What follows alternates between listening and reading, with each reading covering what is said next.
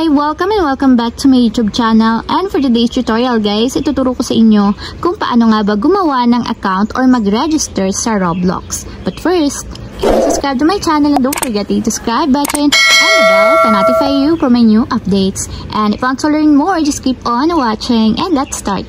So ayan guys, for today's video, para makagawa tayo or makapag-sign up tayo sa Roblox, unang-una is kailangan mag-download muna tayo ng Roblox app.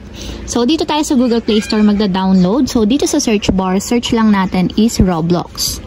So, ayan, open lang natin yung Roblox. So, ito yung kailangan nating i-install, guys. Ganito yung itsura ng logo niya.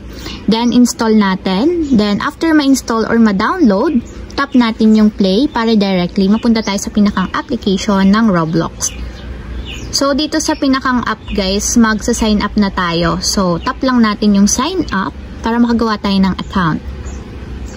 So, dito guys, maglalagay tayo ng ating birthday para makapag-create tayo ng account natin. So, make sure guys na legit and tama yung ilalagay niyo para accurate yung details. Then, after yung may lagay yung birth date, i-confirm nyo na. Tap nyo yung confirm.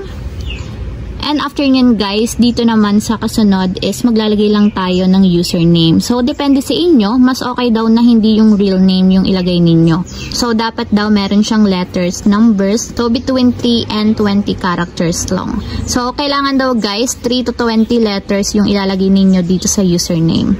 So, kayo na bahala guys kung ano yung gusto nyong ilagay. So, maglalagay na ako ng username. So, ayan guys, naglagay na ako ng username. So, dito naman tayo sa password. Maglalagay lang tayo ng at least 8 characters. So, maglagay na tayo ng password. So, ayan guys, after yung maglagay ng password, maglagay naman tayo ng gender. So, optional lang naman siya. So, maglalagay na lang ako.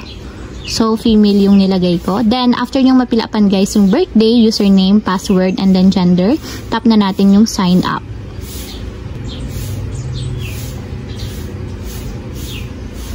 So, ayan guys, kung makikita nyo, nakagawa na ako ng account dito sa Roblox.